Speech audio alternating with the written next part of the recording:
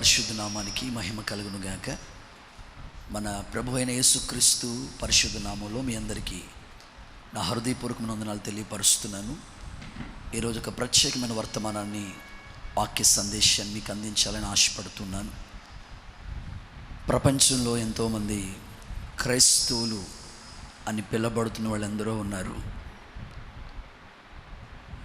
ఆత్మీయ జీవితంలో భక్తి, ఉన్నతమైన వాక్య సందేశం, ప్రపంచవ్యాప్తంగా క్రైస్తవ సంఘాలు ఎన్నో నేటికి దేవుని చిత్తానుసారంగా సాగిపోతున్న ఈ దినములలో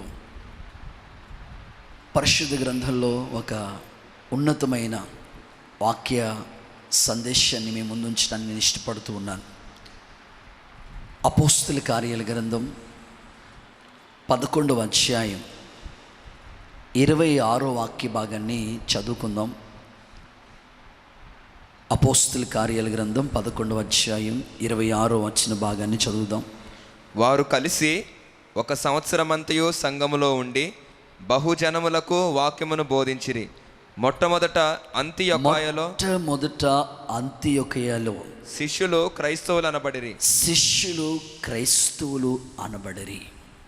చదవబడిన వాక్య భాగంలో క్రైస్తవులు అనే ఒక చక్కని సందేశాన్ని మీ ముందు ఉంచాలని నేను కోరుకుంటున్నాను.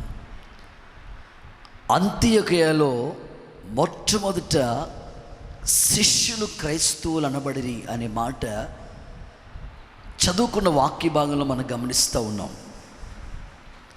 నేటి దినములలో ఎందరో క్రైస్తవులు అని పిలువబడుతున్నవారు నేటికి సంఘాల్లో, సమాజంలో కనబడుతూ ఉన్నారు. అంతియొకయలో 1 సంవత్సరం పాటు వాళ్ళు కలిసి నివసించారట. శిష్యుల్ని వారు క్రైస్తవులని పిలిచారట. పరిశుద్ధ గ్రంథమైన బైబిల్లో దేవుని బిడ్డలు గురించి అనేకమైన మాటలు రాయబడి ఉన్నాయి. వాస్తవంగా మనకి విశ్వాసులు అని పేరు పెట్టబడి ఉంది. ప్రతి ఒక్కరు కూడా మందిరానికి, దేవాలయానికి, దేవుణ్ణి ఆశ్రయించే వారిని విశ్వాసులని పిలుస్తూ ఉంటారు, లేకపోతే దేవుని పిల్లలు అని పిలుస్తూ ఉంటారు. బైబిల్ గ్రంథంలో దేవుని పిల్లలు అని రాయబడి ఉంది. తరువాత సహోదరులు అని రాయబడి ఉంది,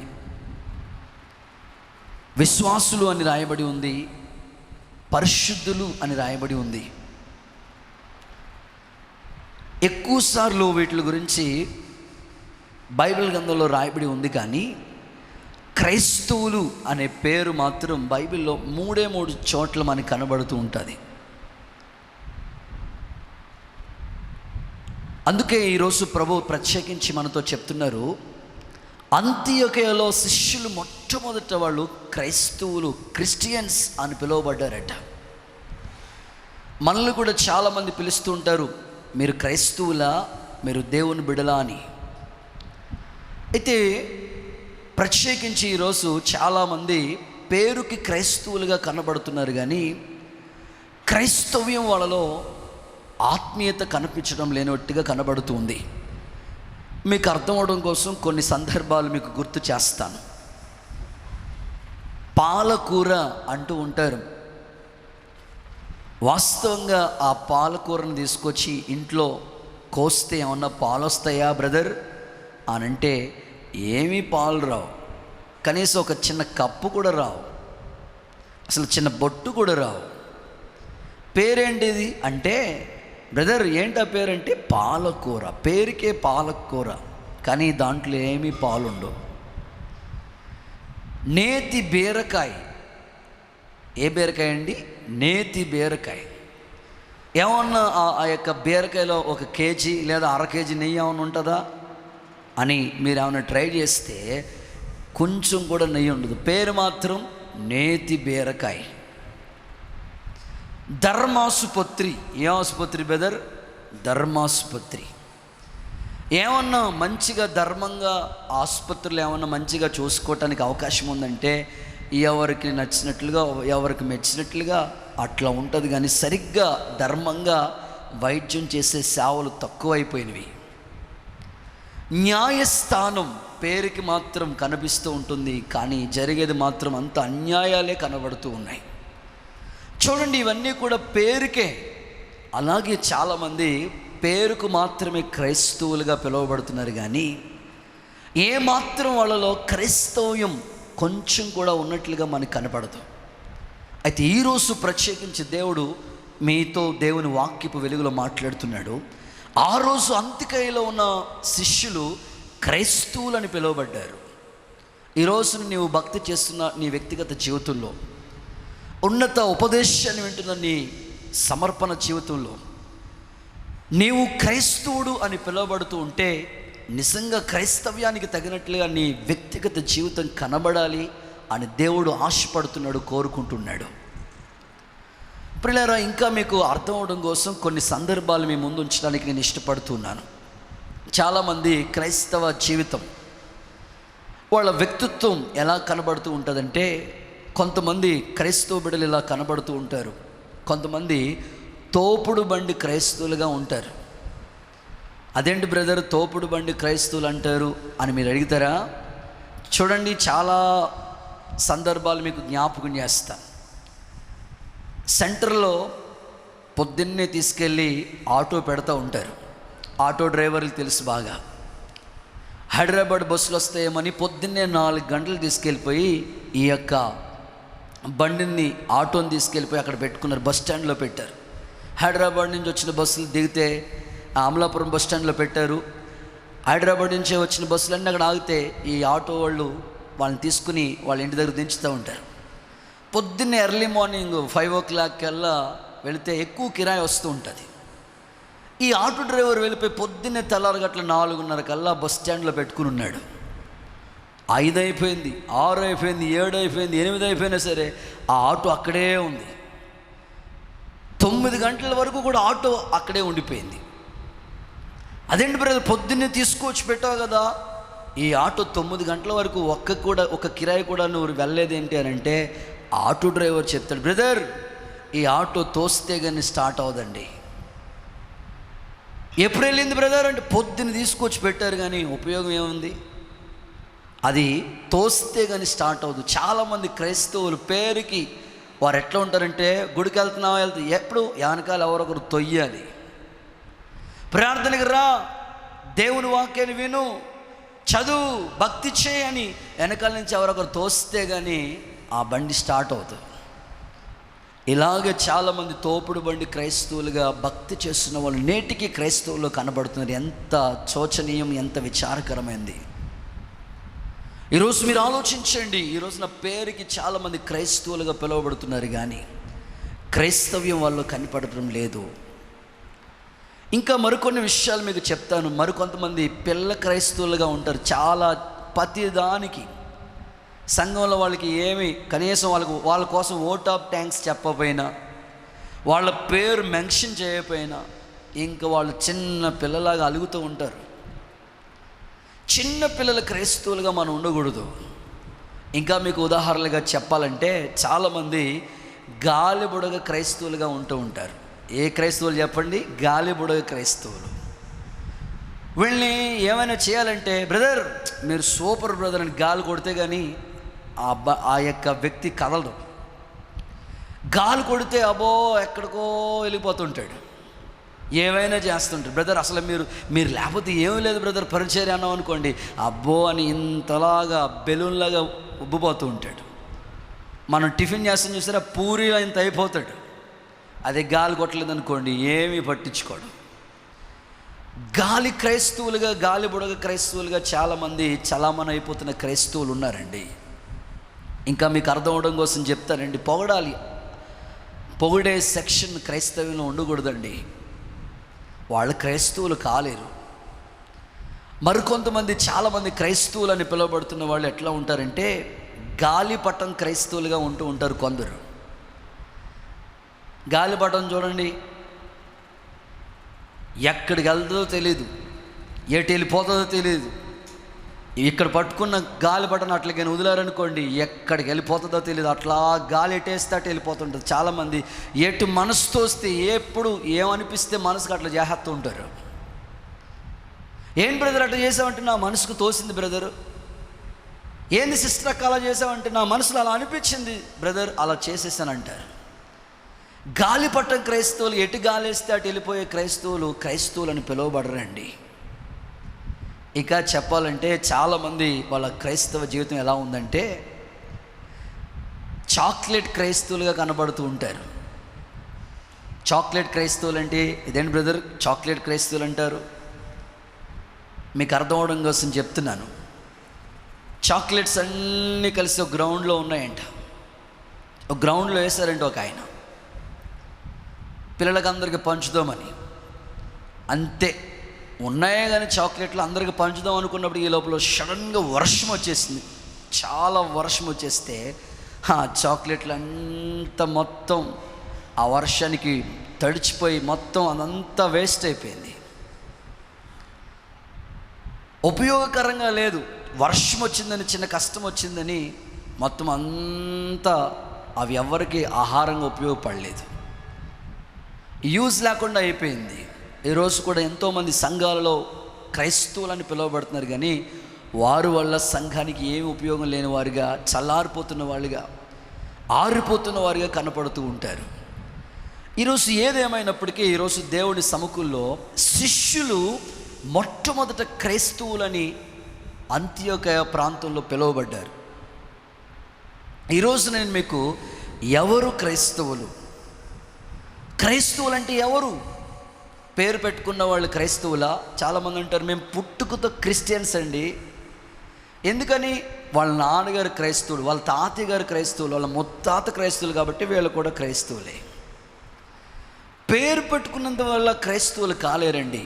బైబిల్లో క్రైస్తవులు అని పిలువబడటానికి కొన్ని అర్హతలు దేవుడిచ్చాడు.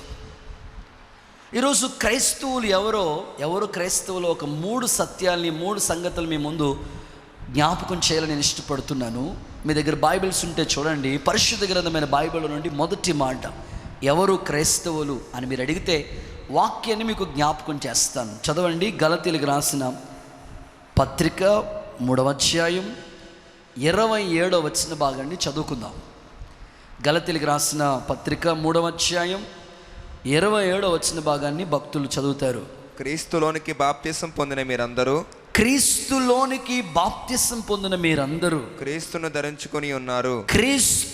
ధరించుకుని ఉన్నారు. చాలు. మొదటి మాట, క్రైస్తవులు అంటే ఎవరు అని అంటే క్రీస్తుని ధరించుకున్న వాళ్ళు. వారి జీవితంలో క్రీస్తు ప్రభువు లేకుండా క్రైస్తవులుగా పిలువబడలేరండి. అపోస్తలుడైన పౌలు గలతీ సంఘానికి చెప్తూ ఉన్నాడు, క్రీస్తులోనికి బాప్తిసం పొందిన మీరందరూ క్రీస్తుని ధరించుకుని ఉన్నారు. క్రీస్తులోనికి బాప్తిసం పొందిన అందరూ కూడా వాళ్ళు క్రీస్తు పోలికలు కనబడుతూ ఉన్నాయి. యేసుక్రీస్తు ప్రభు ఈ లోకానికి తన ప్రేమను ఎలా చూపించారో, యేసుక్రీస్తు ప్రభు తన సక్రియల ద్వారా ఈ లోకానికి తన మంచి మాటల ద్వారా ప్రజలకి తన వ్యక్తిత్వాన్ని ఎలా కనపరిచారో, నీ మాటల్లో, నీ క్రియల్లో, నీ పరివర్తనలో, నీ ప్రవర్తనలో క్రైస్తవ్యానికి సంబంధించిన క్రీస్తు ప్రతిబింబం నీలో కనబడాలని ప్రభు కోరుకుంటున్నాడు. వారే క్రైస్తవులండి. అందుకే సౌలు జీవితాన్ని మీరు చూస్తే ఒకప్పుడు చాలా హింసకుడు, దూషకుడిగా ఉన్నాడు, హానికరుడైన వ్యక్తి. దేవుని కొరకు సాక్షిగా మార్చబడిన ఈ వ్యక్తి జీవితంలో ఇలా మాట్లాడతాడు, నేను క్రీస్తుని పోలి నడుచుకున్నాను కనుక మీరు నన్ను పోలి నడుచుకోండి అన్నాడు. తన జీవితంలో క్రీస్తు ప్రభు కనబడుతున్నాడు. తన మాటలో కానివ్వండి, తన ప్రవర్తనలో కానివ్వండి, తన ఆలోచనలో కానివ్వండి, తన చూపుల్లో కానివ్వండి, తన వ్యక్తిత్వంలో అన్నిటిలో కూడా క్రీస్తు ప్రభువును మాత్రమే ప్రతిబింబిస్తూ వచ్చాడు. అందుకనే నేను క్రీస్తుని పోలి నడుచుకున్నానని ధైర్యంగా చెప్పగలుగుతున్నాడండి. ఈ రోజున ఇంత ధైర్యంగా చెప్పగలిగిన వాళ్ళు కనిపించట్లేదు. కానీ పౌలు అంటారు, నేను క్రీస్తుని పోలి నడుచుకున్నాను కనుక మీరు నన్ను పోలి నడుచుకోమని మాట్లాడుతున్నాడు. క్రీస్తును ధరించుకున్న వాళ్ళే క్రైస్తవులని పిలువబడతారండి.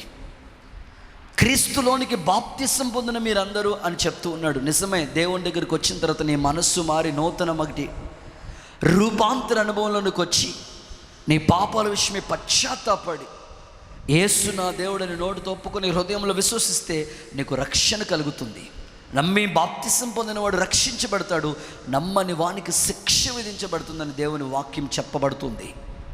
కనుక నీ వ్యక్తిగత జీవితంలో ప్రభువుని సొంత రక్షకునిగా అంగీకరించి నమ్మి బాప్తిసం పొందిన తరువాత క్రీస్తు ప్రభువుని నువ్వు అంతరంగంలో నీ వ్యక్తిగత జీవితంలో ప్రతిబింబింప చేస్తూ నీ జీవితాన్ని కొనసాగించాలి. అందుకే తన జీవితంలో పౌలు ఇలా మాట్లాడుతూ ఉంటారు. ఏమంటారంటే, జీవించువాడు నేను కాదు, క్రీస్తు యేసే ఇక మీదట నాలో జీవిస్తున్నాడు అంటాడు. ఎందుకంటే తన జీవితం అంతా పరిపూర్ణంగా మార్చబడిపోయింది. ఈ వాక్యాన్ని ప్రకటిస్తున్న నేను పుట్టుకతో క్రైస్తవుని కాదండి. మా ఊరు, సొంత ఊరు పుల్లేటుకూరు అనే గ్రామం, అంబాజీపేట మండలం దగ్గర పుల్లేటుకూరు అనే గ్రామం. మా తల్లికి 3 ఆడపిల్లలు పుట్టారు. 3 ఆడపిల్లల తర్వాత నేను ద్రాక్షారామం వెళితే అక్కడ దేవాలయానికి వెళ్ళి కొలిస్తే నేను పుట్టారని నాకు ఆ పేరు పెట్టుకుంది మా అమ్మ. చాలా సనాతన ఆచారాల్లో లోక సంబంధంగా జీవిస్తున్న మా జీవితంలో మా పెద్దమ్మకి భయంకరమైన క్యాన్సర్ వ్యాధితో బాధపడుతూ ఉండేది. అన్నం తిందామని ప్లేట్ తీసుకొచ్చి పెడితే ఆ ప్లేట్ అంతా రక్తం అయిపోతూ ఉండేది. అలాంటి పరిస్థితుల మధ్యలో యేసుక్రీస్తు ప్రభుని ఒక పాస్టర్ గారు మా ఇంటికి తీసుకొచ్చి పరిచయం చేశారు. యేసు ప్రభుని గురించి అన్వేషింపచేసి ప్రభుని గురించి ప్రకటించారు. ఆయన ఎప్పుడైతే ప్రభుని గురించి ప్రకటించారో ఆమెకు విశ్వాసం కలిగింది, స్వస్థత కలిగింది. ప్రతి వారం వాళ్ళ ఇంట్లో ప్రార్థన ఏర్పాటు చేసుకుంటూ ఉండేది. ఆమె ద్వారా మేము ప్రభులోనికి వచ్చాం. యేసు ప్రభు అంటే మాకు తెలియదు. విగ్రహారాధన ఆచారాలు సాగిపోతున్న మమ్మల్ని ప్రభు తన స్వరూప దర్శనం అనుగ్రహించి మా పాపాల విషయమే పశ్చాత్తాపడి, మునుపు దూరస్తుడైన నీవు నాకు సమీపస్తులు కావాలని చెప్తే, అప్పుడు నా పాపాల విషయమే పశ్చాత్తాపడి ప్రభువుని నేను సొంత రక్షకుని అంగీకరించాను. దేవుళ్ళో జాన్ వెస్లీగా రక్షించబడటానికి దేవుడు కృపనిచ్చాడు. ఒకప్పుడు నా పేరు భీమేశ్వరరావు. ఇప్పుడు దేవుడు నన్ను క్రీస్తులోనికి బాప్తిసం పొందిన నన్ను జాన్ వెస్లీగా రక్షించుకున్నారు. ఈ సాక్ష్యం నేను మీకు ఎందుకు చెప్తున్నానంటే, చాలామంది వ్యక్తిగత జీవితంలో క్రీస్తుని ధరించుకోకుండా, ప్రభువుని అంగీకరించకుండా, రక్షించబడకుండా, బాప్తిసం పొందకుండా వాళ్ళ పేరుకి క్రైస్తవులుగా పిలువబడుతున్నారు. క్రైస్తవుల కుటుంబంలో పుట్టినంత మాత్రాన క్రైస్తవులు కాలేయంగానే ఉండి, క్రీస్తులో నువ్వు జన్మిస్తే నూతన జన్మ. అందుకే బైబిల్లో ఇలా చెప్తారు దైవ సన్నిధిలో, ఎవరైనా క్రీస్తునందుంటే వాడు నూతన సృష్టి, పాతవి గతించును, సమస్తము కొత్తవగుచున్నాయి అన్నాడు. క్రీస్తులోనికి వచ్చిన తర్వాత సమస్తము క్రొత్తవైపోవాలి, పాతవన్నీ గతించి వేయాలి. పాత పద్ధతులన్నీ గతించాలి. పాత మాటలు, పాత చూపులు, పాత తలంపులు, పాత జీవితం పాతిపెట్టబడి క్రీస్తులో నవీన జీవితాన్ని కలిగి జీవించాలని ప్రభు మీ పట్ల ఆశ కలిగి ఉన్నాడండి. చాలామంది దేవుని సముఖంలో వారు క్రీస్తుని ధరించుకున్న అనుభవాలు కనబడవు. మీకు ఒక చిన్న మాట అర్థమవడం కోసం యవనస్తులకి ఉపయోగకరమైన ఒక మాట చెప్పాలని నేను ఆశపడుతున్నాను.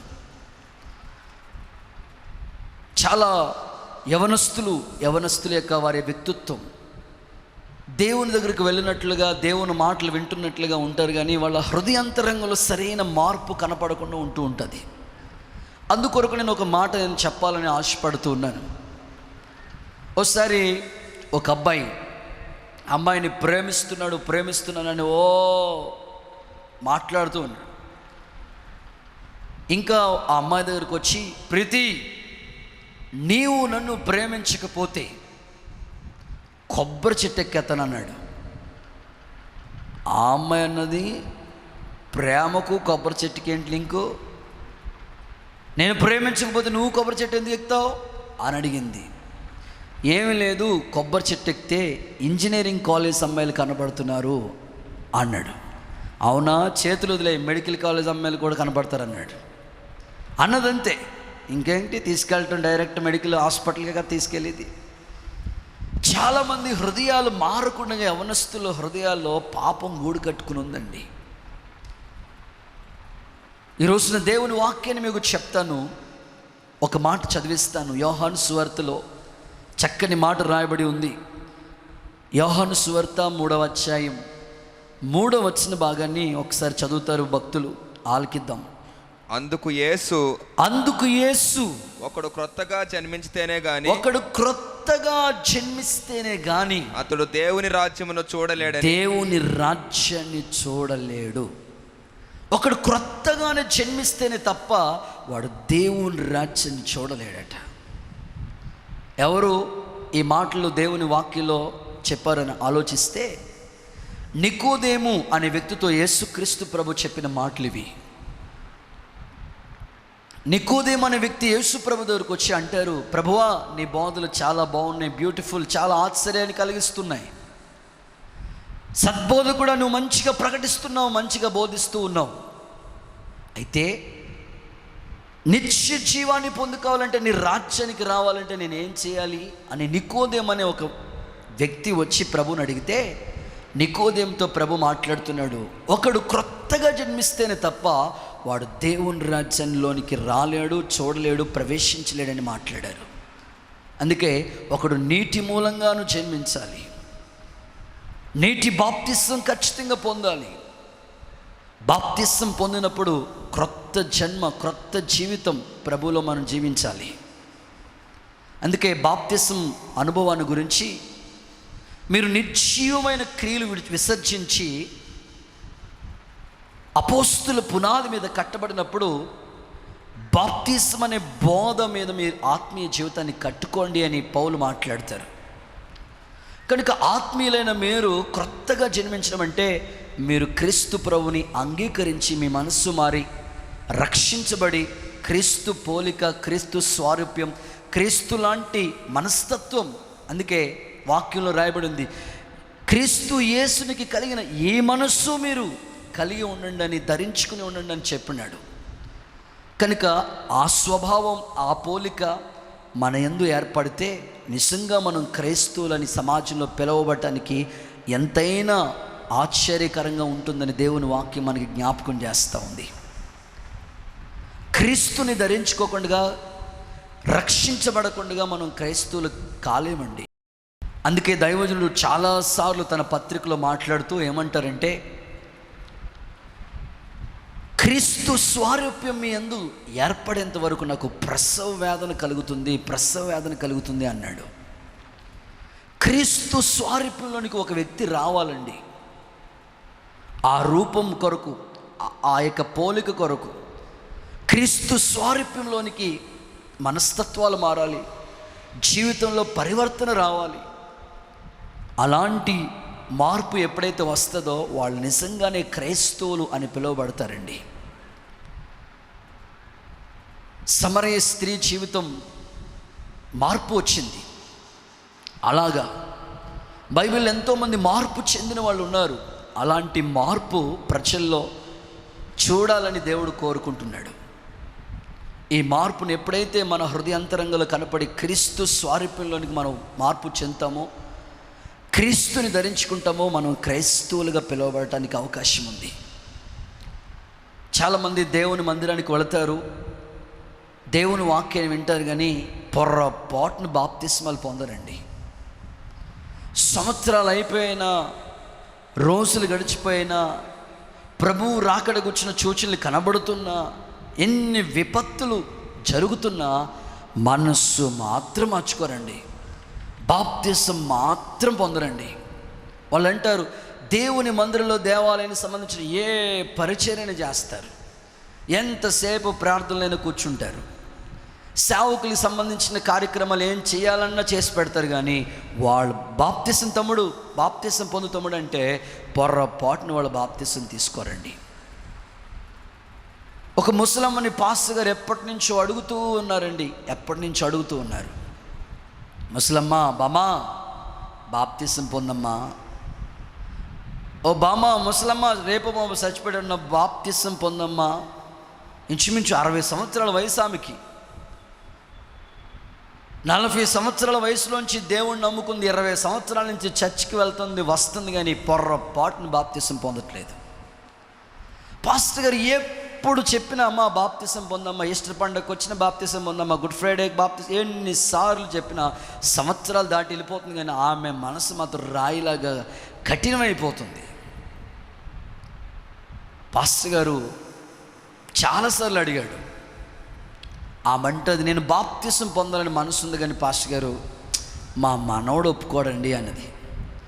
సర్లేమ్మా మీ మనవడు ఒప్పుకుంటాడులేమ్మా, ఒప్పుకుంటాడులే తల్లి, ఏం బాధపడకు, నేను ప్రార్థన చేస్తాను, బాప్తిసం సిద్ధపడమ్మా, రేపు ఈస్టర్ పండుగ సిద్ధపడు, లేదా గుడ్ ఫ్రైడేకి తీసుకో, లేదా క్రిస్మస్ పండుగ తీసుకొని ఎన్నిసార్లు చెప్తున్నా మా మనవడు ఒప్పుకోడండి, మనవడు ఒప్పుకోడండి, ప్రతిసారి ఇదే ఆటంకం చెప్పి బాప్తిస్మలకు వాయిదా వేస్తూ వచ్చేదండి.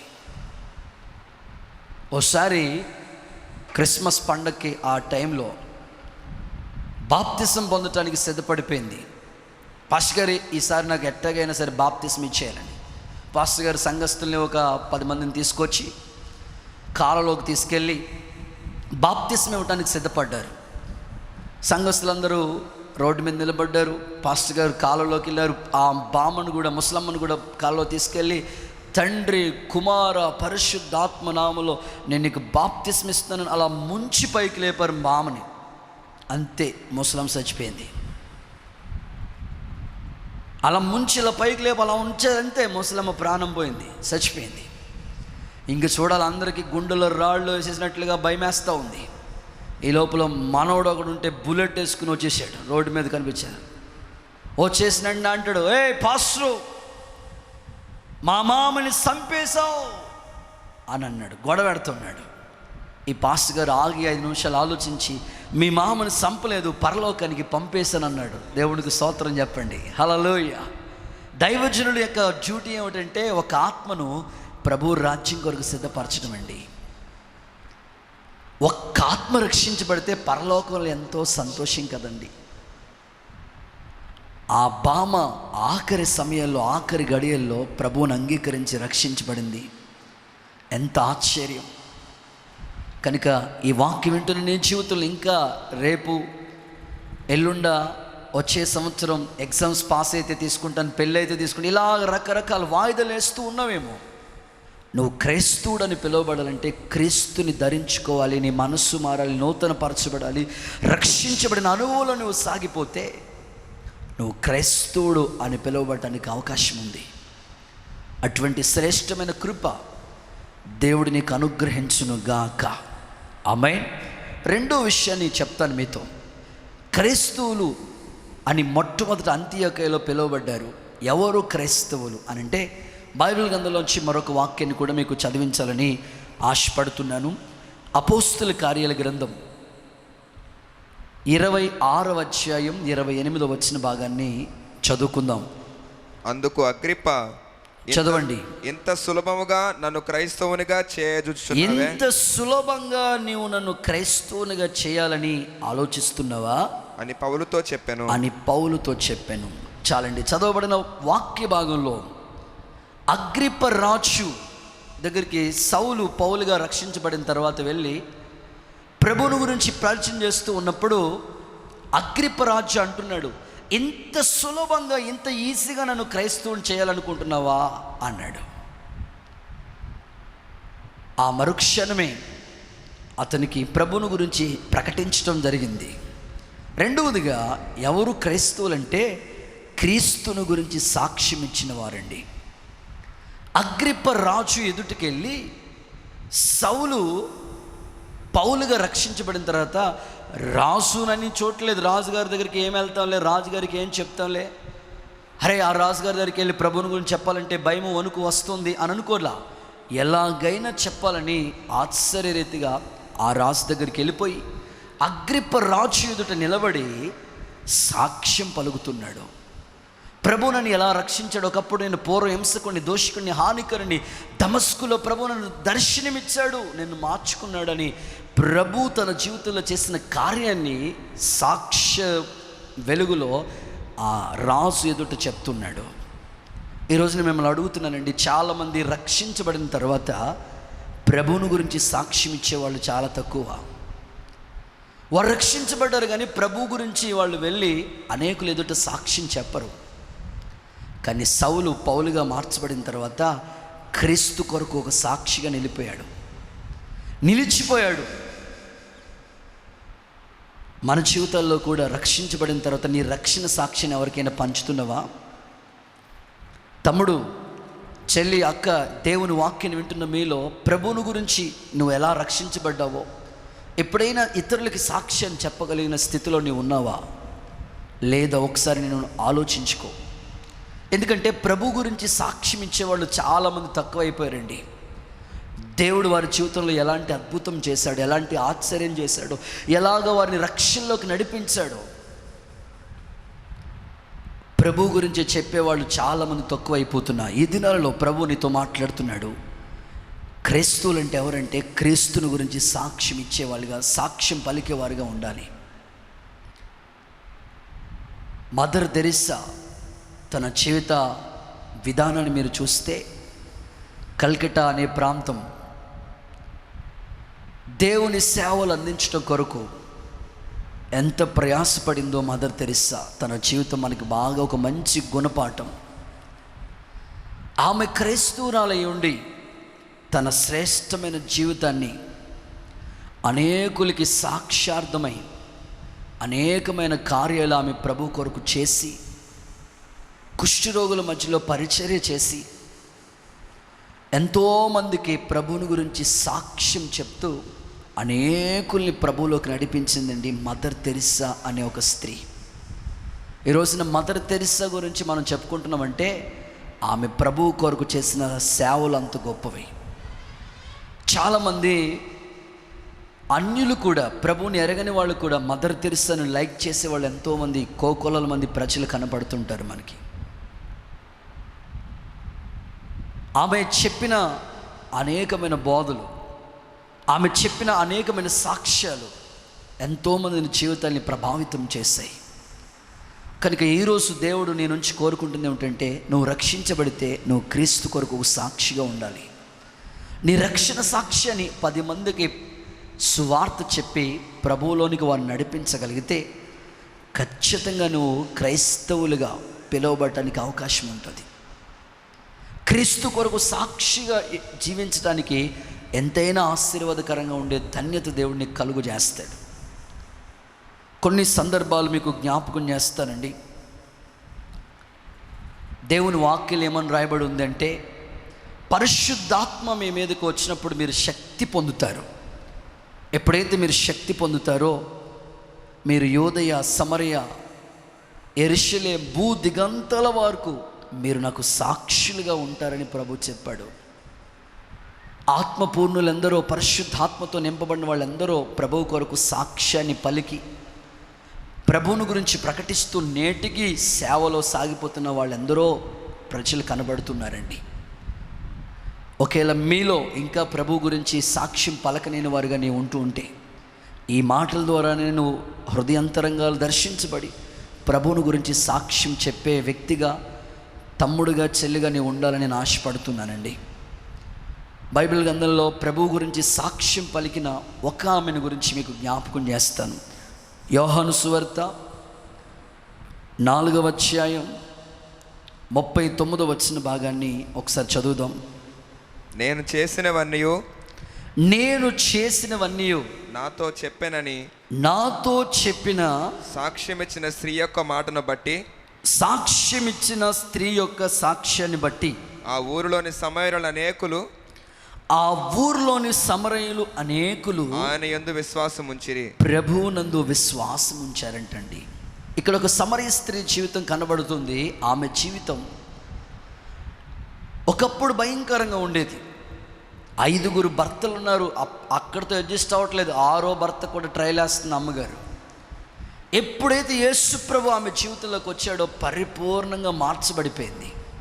ఇప్పుడు ఆమె ఆశ, ఆమె భారం, ఆమె తలంపు, ఆమె హృదయ వాంఛ ఏమిటంటే, నా ఊరిని ప్రభు కొరకు నేను సంపాదించాలి, నా గ్రామాన్ని ప్రభు కోసం పట్టుకోవాలి అనే ఒక ఆకాంక్ష, భారం, తృష్ణ, ఆశ కలిగి ఆమె ఒక్కరితోనే కాదు కానీ ఆ ఊరిలోనికి వెళ్ళి నేను చేసినవన్నీ నాతో చెప్పిన ఆ మెస్సయ్య, ఆయనే మన ప్రభు అయిన యేసుక్రీస్తుని, ఆ ప్రభువుని గురించి ఆమె ఊరంతా సాక్ష్యం పలికిందండి. ఆశ్చర్యం చెప్పిన, ఆ ఊరిలోకి యేసు ప్రభు గురించి చెప్పడానికి వెళ్తే ప్రజలు ఏమన్నా తెలుసా? ఎల్లమ్మా ఎల్లెళ్ళు, ఎన్ని కొంపలు కూల్చావా నువ్వు యేసు ప్రభు గురించి మాకు చెప్తావా అని ఆ ఊరోళ్ళు అనాలి. కానీ ఒక్కరు కూడా ఆ మాట అనకుండా ఆమె చెప్తా ఉంటుంటే ఆలకించారంటే, ఆమె చెప్తా ఉంటున్నారంటే అంగీకరించారంటే, ఆమె జీవితం ఎంతగా ప్రభు కొరకు సాక్షిగా మారిపోయిందో మీరు ఆలోచించండి. ఊరంతా మార్చేసింది ప్రభు కోసం. ఎంత ఆశ్చర్యం!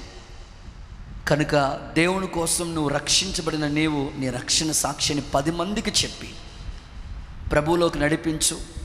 నిజంగా నీవు ఒక క్రైస్తవుడిగా జీవించడానికి అవకాశం ఉందని ప్రభు నీకు జ్ఞాపకం చేస్తూ ఉన్నాడు. చాలామంది సాక్షి జీవితాలు బాగోవండి, వారి సాక్ష్యం కాపాడుకోలేని వారిగా ఉంటూ ఉంటారు. కొంతమంది సంఘంలో దేవుని మందిరానికి వస్తుంటారు కానీ మందిరంలో సరైన సాక్ష్యం ఉండదు. వాళ్ళని తిడుతుంటారు, వీళ్ళని తిడుతుంటారు, వాళ్ళ మీద చెడ్డ మాటలు పలుకుతుంటారు, వీళ్ళ మీద చెడ్డ, ఎన్నో రకరకాలుగా ఉంటూ ఉంటారు. కొంతమందికి ఇంట్లోనే సరైన సాక్ష్యం ఉండదు, భర్త దగ్గర సరైన సాక్ష్యం ఉండదు, పిల్లల దగ్గర సరైన సాక్ష్యం ఉండదు, భార్య దగ్గర సాక్ష్యం ఉండదు. సాక్ష్యం పోగొట్టేసుకుంటారు కొంతమందికి సేవకుల దగ్గరకు కూడా మంచి సాక్ష్యం లేని వారుగా విశ్వాసులు చాలామంది అయిపోతూ ఉంటారండి. ఈరోజు దేవునికి చెప్తున్నాడు, నీ సాక్ష్యం పరిమళించాలి, నీ సాక్షి జీవితం కాపాడుకోవాలి. మరి ప్రాముఖ్యంగా క్రీస్తుని గురించి నువ్వు సాక్ష్యం ఇచ్చేవాడిగా ఉండాలి.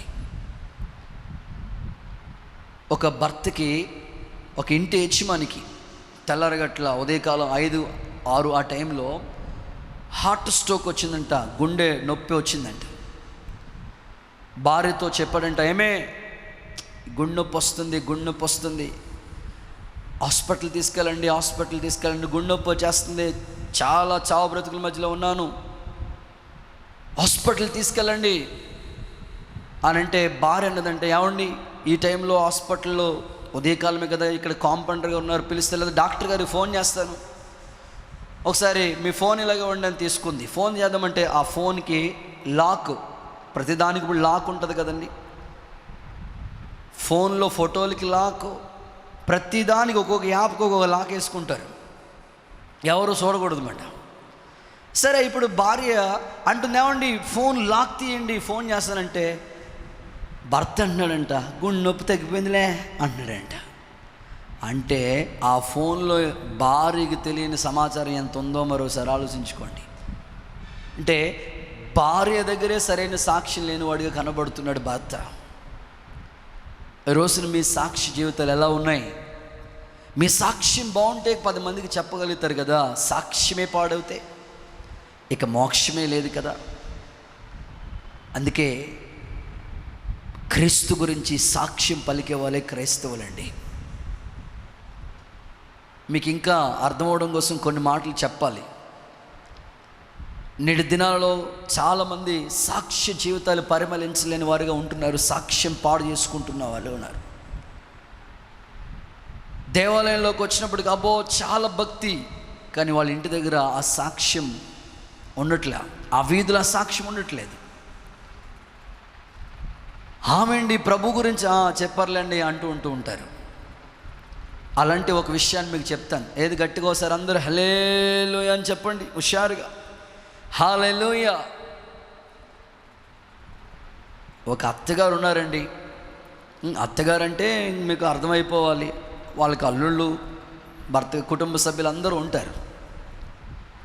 మీ అత్తగారికి 3 అల్లుళ్ళు ఉన్నారండి. ఒకరు కాదు, ఇద్దరు కాదు, ఎందుకంటే 3 కూతుర్లు, ఒక మగపిల్లాడు కూడా లేడు. అందరూ 3 ఆడపిల్లలే పుట్టారు. ఈ 3 కూతుర్లు కూడా పెళ్లి చేసింది.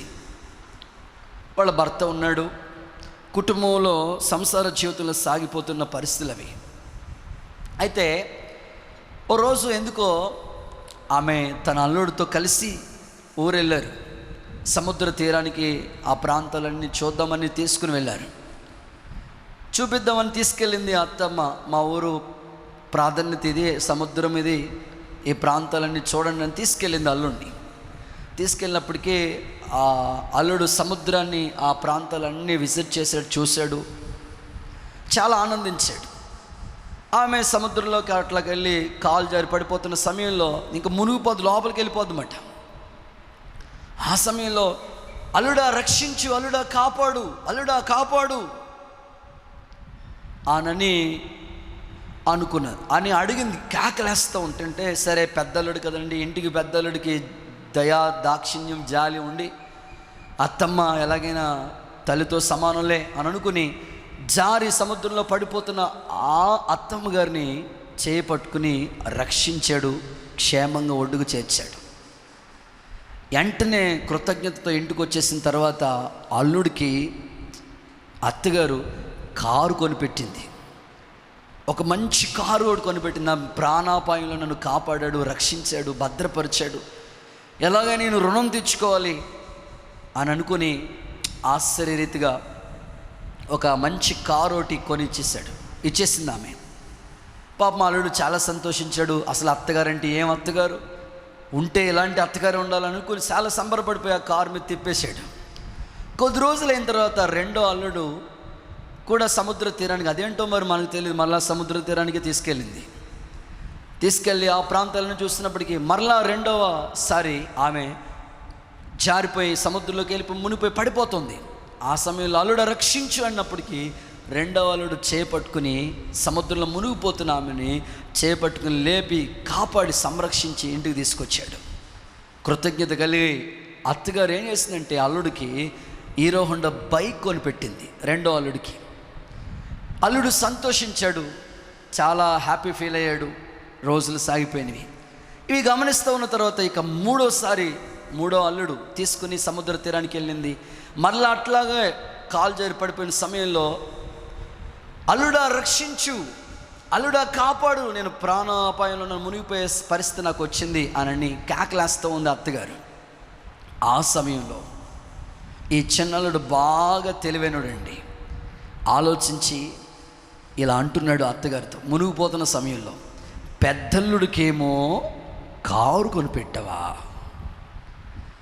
చిన్నల్లుడికేమో బండి కొనిపెట్టావు, బైక్ కొనిపెట్టవా, ఇంకా నా కొనిపెడితే ఏం కొనిపెడతావు, డీలక్స్ సైకిల్ తప్ప, నేను నిన్ను కాపాడనని చెయ్యి వదిలేసి వచ్చేసాడు. అత్తగారు సముద్రంలో మునిగిపోయి చచ్చిపోయిందండి.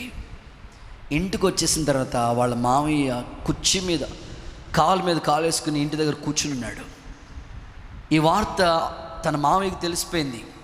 వాళ్ళ ఆవిడ చనిపోయిందని తెలిసిపోయిన వెంటనే అల్లుడు ఇంటికి వస్తున్న వెంటనే అల్లుడు శబాస్ అని అనుకుని బెంచ్ కారు కొనిచ్చేసాడంటండి వాళ్ళ మామయ్య. ఎందుకో తెలుసా, ఇలాంటి ఆవిడ ఉన్నా ఒకటే పోయినా ఒకటే. అంటే ఆ ఇంట్లో ఆమె ఎలా ఉందంటే సరైన సాక్ష్యం లేని ఆమెగా ఉంది. ఒకసారి ఆలోచించండి, చాలామంది ఇంట్లో భక్తి చేస్తున్న వాళ్ళు, మీ ఇంట్లో మీకు సరైన సాక్ష్యం ఉందా లేదా ఒకసారి ఆలోచించండి.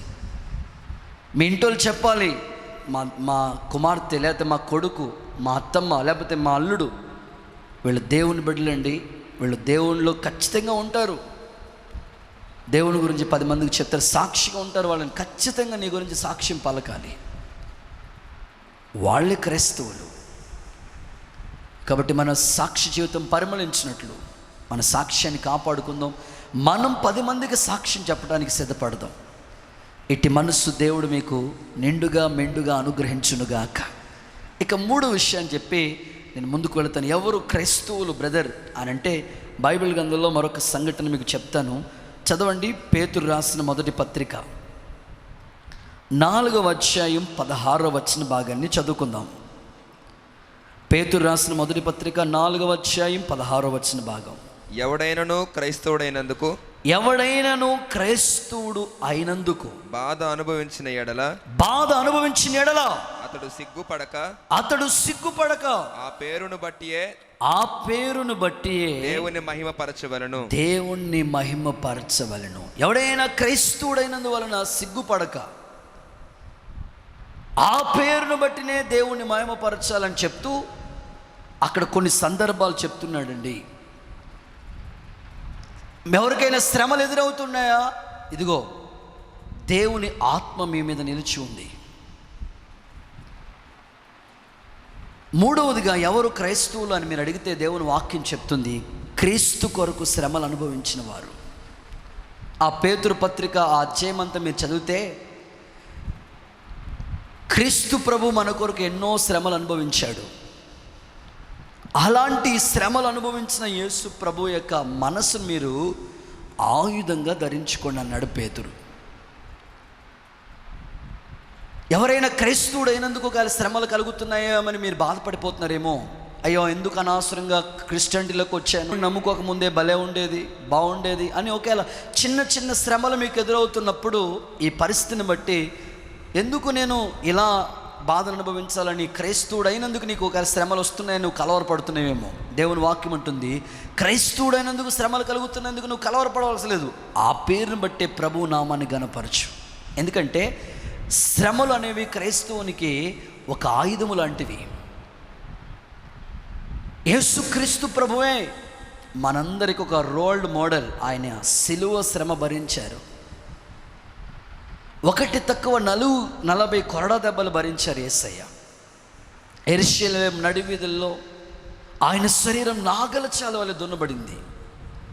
ఎంతో శ్రమ పడ్డాడు యేసయ్య. కనుక నీకు నాకు వస్తున్న శ్రమలు అల్పకాల చిన్న శ్రమలు.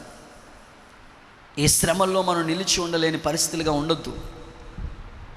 కొంతకాలం శ్రమ పడిన తర్వాత ఆయనే మిమ్మల్ని పూర్ణులుగా చేసి స్థిరపరుస్తాడని దేవుని వాక్యం అంటుంది. కనుక మీ ఆత్మ సంబంధమైన జీవితాల్లో శ్రమలు భరించటానికి, దేవుడు సహించుకోవడానికి ఆ మనసు నీకు దయచేయాలని నేను కోరుకుంటున్నాను. క్రీస్తునందు విశ్వాసం ఉంచడమే కాదు, ఆయన పక్షమున మనం శ్రమ పడవలసిన వారమై ఉన్నామని దేవుని వాక్యం అంటుంది. ఇప్పటి కాల శ్రమలు ఎన్న తగినవి కావని దేవుని వాక్యం చెప్తుంది. కనుక మనకి ఎదురయ్యే ప్రతి శ్రమలో నిలకడగా ఉందాం. శ్రమలు అనుభవించిన వాళ్ళే క్రైస్తవులని ప్రభు మనకి గుర్తు చేస్తూ ఉన్నాడండి. ఆ దేవుని ప్రియులారా, చిన్న కష్టాలు, చాలామందికి చిన్న కష్టాలు వస్తుంటే దేవుళ్ళలోనికి వచ్చిన తర్వాత వాళ్ళ ఇంట్లో ఏదో ఒక భయంకరమైన శోధన వస్తూ ఉంటుంది. ఇంకా ఆ శోధన భరించుకోలేక సహించుకోలేక చాలామంది విశ్వాస జీవితంలో నెరసిల్లిపోతున్న వాళ్ళు కనబడుతున్నారు. దేవుని వాక్యాన్ని మీరు చదివితే శ్రమ దినాన నువ్వు కృంగిపోతే నువ్వు చాతగానవడు అని దేవుని వాక్యం చెప్తుంది. ప్రభు అంటాడు, శ్రమలో నేను అతనికి తోడై ఉన్నాను అని ప్రభు చెప్పాడు. కనుక శ్రమలు వచ్చినప్పుడు వాటిని అనుభవించడానికి ఇష్టం కలిగి జీవించగలిగితే శ్రమలే మనకి ఒక మంచి పాఠాన్ని నేర్పించి ఆ శ్రమలో ఒక మంచి పాఠాన్ని మనం నేర్చుకుంటామండి. మీకు కొన్ని ఉదాహరణలు చెప్తాను. మీకు రోడ్డు మీద చాలాసార్లు మనం ప్రయాణాలు చేస్తూ ఉంటాం. అక్కడక్కడ మీరు వెళ్ళే రహదారిలో రోడ్ల మీద స్పీడ్ బ్రేకర్స్ ఉంటూ ఉంటాయి. స్పీడ్ బ్రేకర్లు ఎందుకు వేస్తూ ఉంటారు అంటే, ఇది జంక్షను, ఇక్కడ ఆగి వెళ్ళండి. చాలామంది జీవితాల్లో హైవే రోడ్లాగా ఉండాలనుకుంటూ ఉంటారు. ఎక్కడైనా చిన్న స్పీడ్ బ్రేకర్ వచ్చిందంటే ఎందుకు ఇక్కడ స్పీడ్ బ్రేకర్ వేశారు, ఇక్కడ ఎందుకు ఆగాలి అని కలవరపడిపోతూ ఉంటారు. నేనంటాను, మన జీవితంలో కొన్ని శ్రమలు అనేవి ఒక స్పీడ్ బ్రేకర్ లాంటివి. జస్ట్ అక్కడ ఆగితే చాలు, మరలా సాఫీ రోడ్ దొరుకుతుంది, కనబడుతుంది. సేవలో మాకు కూడా ఎన్నో శ్రమలు మాకు ఎదురైనప్పుడు చాలాసార్లు కృంగిపోవలసిన పరిస్థితులు మాకు వచ్చాయి. అయినప్పటికీ దేవుడు ఆ శ్రమల్లో ధైర్యాన్ని ఇచ్చాడు, శ్రమలో ఓదార్పునిచ్చాడు, శ్రమలో నిలిచే కృపనిచ్చాడు. అందుకే దేవుని వాక్యం అంటుంది, శ్రమలు అనుభవించిన వాళ్ళే క్రైస్తవులని పిలువబడతారు అని. బైబిల్ గ్రంథంలో ఒక వాక్యాన్ని మీకు చదివిస్తాను చూడండి. దేవుని లేఖనాల భాగంలో హెబ్రీయులకు రాసిన పత్రిక 11వ అధ్యాయం 26వ వచన భాగం. అల్పకాల పాపభోగం అనుభవించుట కంటే, అల్పకాల పాప భోగములు అనుభవించుట కంటే దేవుని ప్రజలతో శ్రమ అనుభవించుట మేలని ఎంచి, దేవుని ప్రజలతో శ్రమ అనుభవించుట మేలని ఎంచి, ఫరో కుమార్తె యొక్క కుమారుడని అనిపించుకుని, ఫరో కుమార్తె యొక్క కుమారుడు అనిపించుట కంటే ఒప్పుకొనలేదు. ఎవరు అతడు అనంటే మోషే. ఫరో కుమార్తె యొక్క కుమారుడు అనిపించుట కంటే తన ప్రజలతో శ్రమ అనుభవించుట మేలని ఎంచాడట. మోషే జీవితంలో మీరు చూస్తే చాలా శ్రమలు అనుభవించాడు మోషే, చాలా శ్రమలలో అనుభవించటానికి ఇష్టపడ్డాడు తన మనసును. ఆయన అంటున్నాడు, ఏమంటున్నాడంటే దేవుని ప్రజలతో శ్రమ అనుభవించడం నాకు మేలు అని అంటున్నాడు. భక్తుడైన దావీదు కూడా అంటాడు, శ్రమ నొందుట నాకు మేలాయను అంటాడు. నిజం, శ్రమ తర్వాత దేవుడు ఒక గొప్ప మేలు దాచిపెట్టాడు. శ్రమలో చాలామంది నాకే ఎందుకు ఈ శ్రమలు, నాకే ఎందుకు వచ్చిన ఈ బాధలు, నాకే ఎందుకు వచ్చిన ఈ సమస్యలు అనుకుని చాలామంది భక్తిని విడిచి వెళ్ళిపోయిన వాళ్ళందరూ కనబడుతున్నారు. అయితే నీ జీవితం అలా ఉండకూడదు. శ్రమలో నువ్వు నిలిచి ఉండాలి. ఐఎస్ సదన్ అని ఒక భయంకరమైన పరిస్థితులు ఉన్నాయి. క్రైస్తవుల్ని, దేవుని బిడ్డల్ని భయంకరంగా హింసించిన సందర్భాలు, నిజంగా చిత్రహింసలు పెట్టారు. అయినా దేవుని ప్రజలు ఆ శ్రమలో నిలిచి ఉన్నారండి, శ్రమలో నిలబడ్డారు. మీకు ఒక అద్భుతమైన సాక్ష్యాన్ని మీకు చెప్పడానికి నేను ఇష్టపడుతున్నాను. విలియం టెండల్ అనే ఒక గొప్ప దైవజనుడి యొక్క సాక్ష్యాన్ని మీకు చెప్పాలని నేను కోరుకుంటున్నాను. విలియం టెండల్ అనే ఒక గొప్ప దైవజనుడు, బైబిల్ ఈ రోజున మన చేతుల్లో బైబిల్ ఉందంటే బైబిల్ని అనువాదం చేసిన ఒక గొప్ప దైవజనుడు విలియం టెండల్. ఇతన్ని ప్రజలు ఎంత శ్రమ పెట్టారు, ఎంత బాధ పెట్టారు అంటే భయంకరంగా శ్రమ పెట్టారండి విలియం టెండల్ అనే ఒక గొప్ప దైవజనుడిని. ఒక చెట్టుకి, ఒక కొయ్యికి కట్టేసి అతనికి ఒక జంతు చర్మం తీసుకొచ్చి ఆ శరీరం చర్మం అంతా కప్పేశారండి.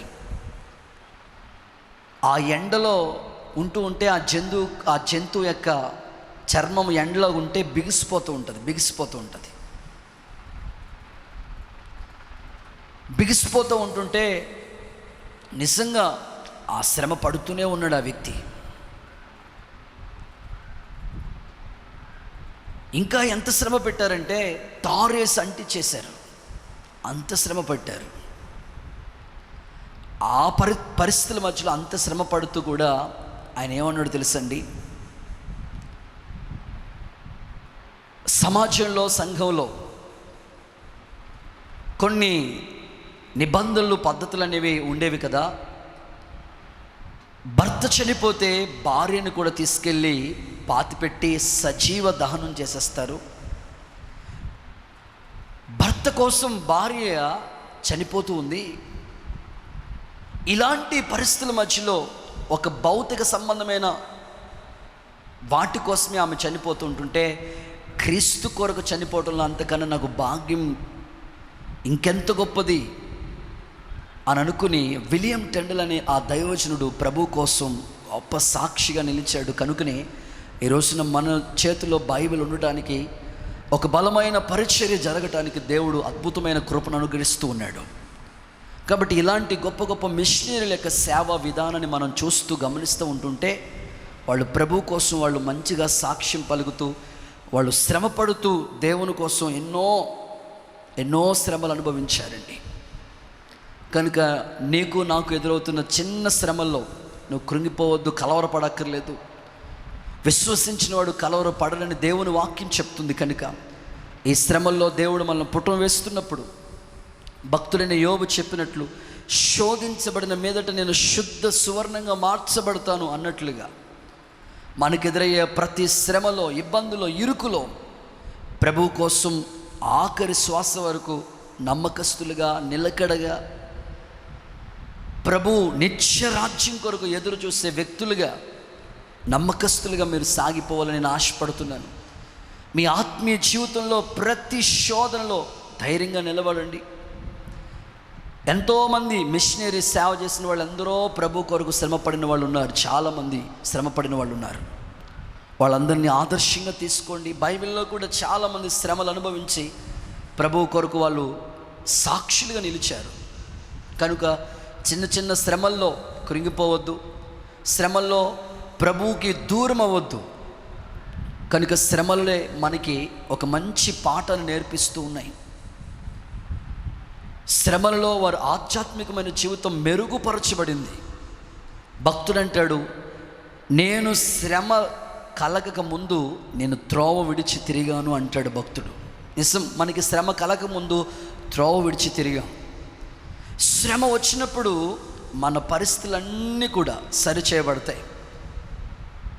దేవుడు ఈ శ్రమల్లో మనల్ని శుద్ధ సువర్ణంగా మారుస్తూ ఉంటాడండి. నేను ఎప్పుడూ ఒక మాట చెప్తుంటాను విశ్వాసులకి, ఏంటంటే బంగారము మామూలుగా మేలిమి బంగారంగా ఎప్పుడు మార్చబడుతుందో చెప్పండి? మామూలుగా ఉంటే అది బంగారం మేలిమి బంగారంగా మార్చబడలేదు కదా. ఈ బంగారం తయారయ్యే ముందు ఒక ఆకారంగానే ఉండి, లేకపోతే ఒక ఉంగరం చేయాలన్నా, ఒక చైన్ చేయాలన్నా, ఆ కంసాలి ఆ బంగారపు అచ్చుని, ఆ ముద్దని అగ్ని కొలువులో కాలుస్తాడు కదండి.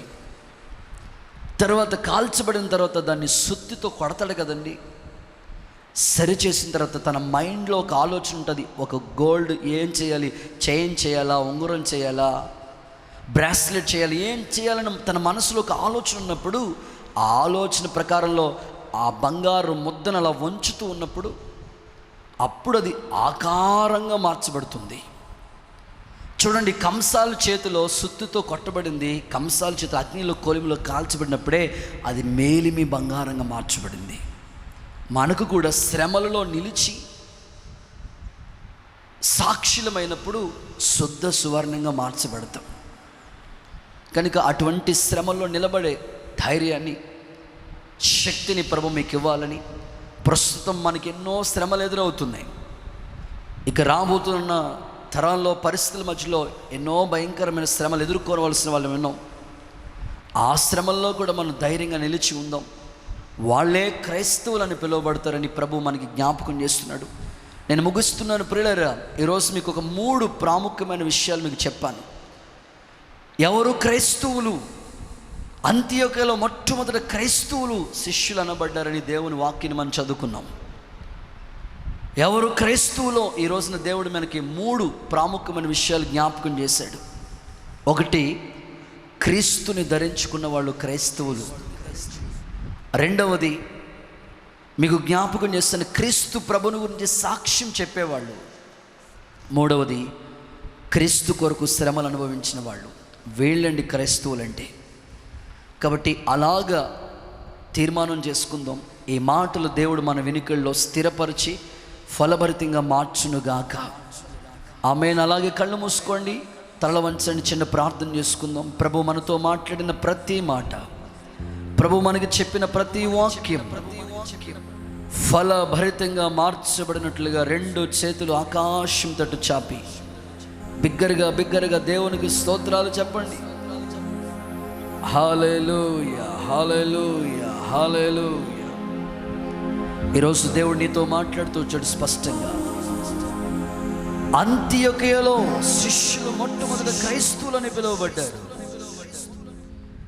ప్రభా, నేను ఒక క్రైస్తవుడిగా జీవించాలి నీ లోకంలో. ఎవరు క్రైస్తవులో నాకు స్పష్టంగా చెప్పవయ్యా. నేను ఇంకా క్రీస్తుని ధరించుకోలేదని ఆ పరిస్థితుల మధ్యలో ఉన్న వాళ్ళు మారు మనసు పొందినట్లు, బాప్తిస్వం పొంది దేవుని అంగీకరించినట్లుగా ప్రార్థన చేసుకోండి. అంత మాత్రమే కాదు, రక్షించబడిన మీరు క్రీస్తు ప్రభు గురించి సాక్ష్యం పలికేవారిగా ఉండాలి. సాక్ష్యం ఇస్తున్న మీరు శ్రమలు అనుభవించేవారిగా ఉండాలి. అనేక శ్రమలు అనుభవించిన వాడు ఆయన రాజ్యంలో ప్రవేశించే అవకాశాన్ని పొందుకుంటారు. క్రైస్తవులని పిలువబడుతున్నారు. హల్లెలూయా, హల్లెలూయా. యేసయ్య నీ కృప తలంచగానే నా శ్రమలుగా అనిపించలేదే. యేసయ్య నీ కృప తలంచగానే నా శ్రమలు అనిపించలేదే. నీవు నాకిచ్చే మహిమ ఎదుట ఇవి ఎన్న తగినవి కావే. నీవు నాకిచ్చే మహిమ ఎదుట ఇవి ఎన్న తగినవి కావే. సుగుణాల సంపన్నుడా, స్తుతిగానాల వారసుడా, జీవింతును నిత్యము నీ నీడలో ఆస్వాదింతును నీ మాటల మకరందము. జీవింతు నిత్యము నీ నీడలో ఆస్వాదింతును నీ మాటల మకరందము. ప్రభు సందులో తీర్మానం చేసుకుందాం. ప్రభువా నిన్ను సాక్షిగా నిలుపు.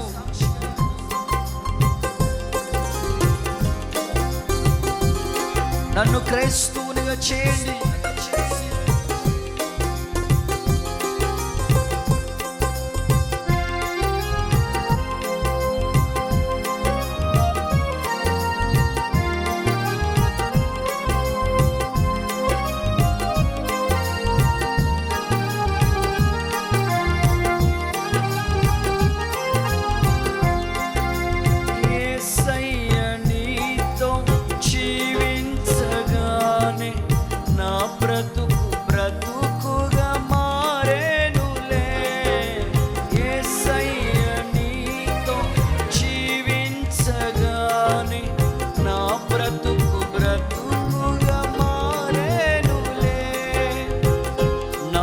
నాట్యమాడేను నా అంతరంగము.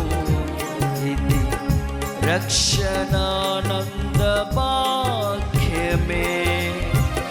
నాట్యమాడేను నా అంతరంగము. ఇది రక్షణానంద భాగ్యమే. సుగుణాల సంపన్నుడా, స్తుతిగానాల వారసుడా, జీవింతు నిత్యము నీ నీడలో ఆస్వాదింతును నీ మాటల మకరందము.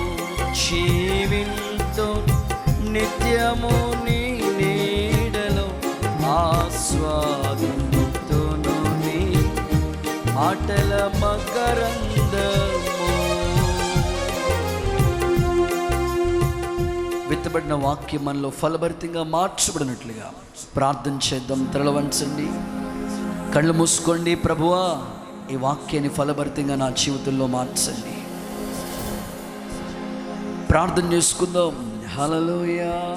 స్తోత్రం, స్తోత్రం, స్తోత్రం, స్తోత్రం. మహాపరిశుద్ధుడ, జీవాధిపతి అయా, సర్వశక్తి గల మా తండ్రి, మీ పరిశుద్ధమైన నామానికి స్తోత్రం ప్రభువా. అయా, ఇంతవరకు మీ కృప చూపించి అయా నీవు నాయన తండ్రి ప్రభువా, నీ వాక్కు చేత అయా శ్రేష్టమైన నీ మాటలు మాకు బయలుపరిచి మాతో మాట్లాడినందుకు స్తోత్రాలు. అయా దైవమానికి ఎవరు క్రైస్తవులు అయా, ఎవరు క్రైస్తవులుగా మరి తండ్రి పిలువబడతారో మీరు లేఖనాల ద్వారా మీరు సెలవిచ్చారు. అయా, క్రైస్తవుల యొక్క మా యొక్క ఆధ్యాత్మిక జీవితం అయా తండ్రి నిన్ను పోలి నడుచుకున్నట్టుకు సహాయం చేయండి. నిన్ను గూర్చి సాక్ష్యం ఇచ్చేవారిగా అయా మా జీవితాలను మార్చమని ప్రార్థిస్తున్నాం. అయా శ్రమలు బాధలు సహించే అయా ఉన్నతమైన గొప్ప జీవితం మాకు అనుగ్రహించండి. అయా ప్రభువా నీకు స్తోత్రం అయ్యా. అయా నిన్ను వెంబడించుచు అయా నిన్ను మాదిరి కలిగి అయా నిన్ను పోలి నడుచుకున్నట్టుకు మాకు సహాయం దయచేయండి ప్రభువా. అయా క్రైస్తవులుగా మా తండ్రి మేము పిలువబడుచున్నాం, కానీ మా ఆధ్యాత్మిక జీవితాలలో అయా క్రీస్తుని పోలి నడుచుకున్న అనుభవాలు లేకపోయినాయన ఆయన ప్రభువా. అయా నీవే మమ్మల్ని బలపరిచి నా దేవానికి స్తోత్రం. నీ వాక్యపు నేను లేఖనాల్లోంచి మాతో మాట్లాడి ఉన్నారు. మమ్మల్ని పూర్తిగా ప్రభువా అయా నిజమైన క్రైస్తవులుగా అయా మీ రాకల్లో ఎత్తబడుటకు అయా సిద్ధపాటు కలిగిన ఒక గొప్ప క్రైస్తవులుగా మమ్మల్ని మార్చమని ప్రార్థిస్తున్నాం నాయన. దేశంలో ప్రపంచంలో కూడా అయా తండ్రి ప్రతి క్రైస్తవుడు అయా ఈ రీతిగా మరి జీవించడానికి సహాయం చేయండి. ఈ వాక్యం అనేక ప్రాంతాలకు వెదజల్లబడి అనేకులు యూట్యూబ్లో మరి చూసి అయా ఈ వాక్యం ద్వారా అనేకులు నాయన అయా నిజమైన క్రైస్తవులుగా మార్చబడడానికి సహాయము దయచేయండి అయా. మీ వాక్యంలో అయా ఉన్న ఆ శక్తి చేత ప్రతి ఒక్క జీవితాన్ని మార్చమని ప్రార్థిస్తున్నాం అయా. నీ సముఖంలో ప్రార్థించి వేడుకుంటుండగా మీరే ఈ వాక్య లేఖనాన్ని మా హృదయాలలో వినుచున్న ప్రతి ఒక్కరి హృదయాల్లో ఫలభరితంగా మార్చమని యేసు పరిశుద్ధ నామములో ప్రార్థించి వేడుకున్నాం తండ్రి, ఆమేన్. మన ప్రభు అయిన యేసుక్రీస్తు కృప, తండ్రి అయిన దేవుని ప్రేమ, పరిశుద్ధాత్మని అన్యోన్య సహవాసం సదాకాలం మనకి తోడై కాపాడి నడిపించునుగాక. ఆమేన్. Praise the lord.